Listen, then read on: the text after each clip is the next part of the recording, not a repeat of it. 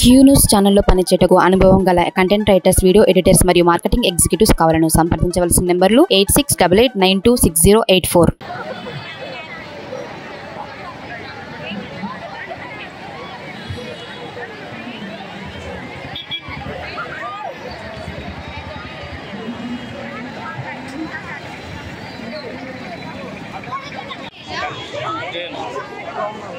నా పేరు ప్రశాంత్, ఎస్ఎఫ్ఐ మామ్నా జిల్లా కార్యదర్శి. మే 5వ తారీఖు రోజు దేశవ్యాప్తంగా నీట్ పరీక్ష నిర్వహించడం జరిగింది. జూన్ 14వ తారీఖు రోజు నీట్ ఫలితాలు వెల్లడవుతాయని చెప్పడం జరిగింది. కానీ దేశవ్యాప్తంగా సార్వత్రిక ఎన్నికల్లో ఈరోజు హడావిడి జరుగుతూ ఉంటే జూన్ 4వ తారీఖు రోజే ఈరోజు ఫలితాలు విడుదల చేయడం జరిగింది. అంటే ఈ హడావిడిగా గ్రేస్ మార్కులు అని చెప్పేసి కొంతమంది విద్యార్థులను పాస్ చేయడం జరిగింది. అదేవిధంగా చీటింగ్ పేరుతో కొంతమంది విద్యార్థులను పాస్ చేయడం జరిగింది. ఈరోజు గ్రేస్ మార్కులు అనేటువంటి ఒక విద్యార్థి క్లెవర్గా స్టూడెంట్ చదువుతూ ఉన్నాడంట. ఆ ఎగ్జామ్ క్లెవర్ చూస్తూ ఉంటే ఆ పరీక్ష రాయడానికి ఎగ్జామ్ ఆ విద్యార్థికి టైం సరిపడదంట. 720 మార్కులు వేసారంట. ఇది ఎక్కడ పద్ధతి అంటే దేశంలో కొత్త వచ్చింది. ఈ తక్షణమే బీజేపీ ప్రభుత్వానికి ఎన్టీఏ సంస్థ అమ్ముడుపోయింది. 30 లక్షల రూపాయలకు పేపర్ లీక్ చేసామని చెప్పేసి బహిరంగ ఒప్పుకుంటా ఉన్నారు. ఈరోజు బీజేపీ ప్రభుత్వం ఎక్కడైతే ఉందో హర్యానా కానీ, ఛత్తీస్గఢ్ కానీ, రాజస్థాన్ కానీ, బీహార్ కానీ ఈ రాష్ట్రాలలో 30 లక్షలకు ఒక పేపర్ కొనుగోలు చేశామని చెప్పేసి కూడా వాళ్ళు చెప్పడం జరుగుతూ ఉంది. మేము ఒకటే డిమాండ్ చేస్తూ ఉన్నాం. ఈరోజు ఆల్ ఇండియా కమిటీ పిలుపు రావడం జరిగింది. మామ్నా జిల్లా కేంద్రంలో ఎస్ఎఫ్ఐ, ఎన్ఎస్యుఐ, ఏఎస్ఎఫ్, పీడీఎస్యూ ఆధ్వర్యంలో పెద్ద ఎత్తున వేలాది మందితో ఈరోజు ర్యాలీ నిర్వహించడం జరిగింది. ఇక్కడ తెలంగాణ చౌరస్తాలో పెద్ద ఎత్తున ధర్నా నిర్వహించడం జరిగింది.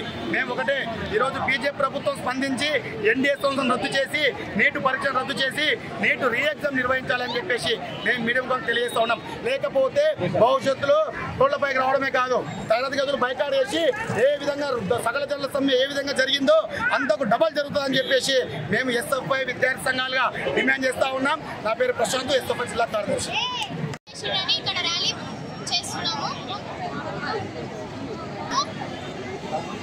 డబ్బులు పెట్టి 60 లక్షలు పెట్టి ఉన్నారని తెలుస్తుంది. చిన్న చిన్న చీటింగ్లు చేస్తేనే మా కాలేజీలలో ఉంటారు. ఇంత పెద్ద చీటింగ్ చేసినందుకు వీళ్ళని తీసేయాలని కోరుకుంటున్నాం. అట్లనే నీట్ వాళ్ళకు మొత్తము మళ్ళీ దేశం మొత్తము కలిపి మళ్ళీ రీ ఎగ్జామ్ కండక్ట్ చేయాలి. అట్లనే వీ వాంట్ జస్టిస్.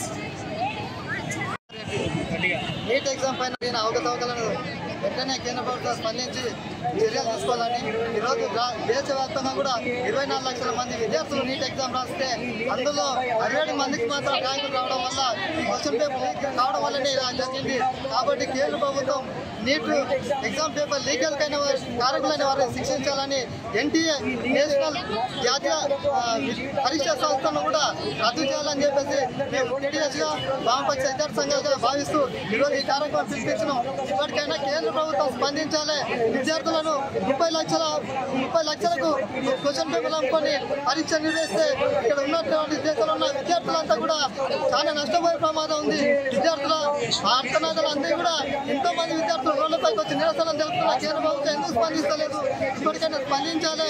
సుప్రీంకోర్టు ఇచ్చే విచారాన్ని జరిపించాలని వామపక్ష విద్యార్థి సంఘాలుగా ఈరోజు జిల్లా కేంద్రంలో నిరసన కార్యక్రమాన్ని నిర్వహిస్తున్నాం.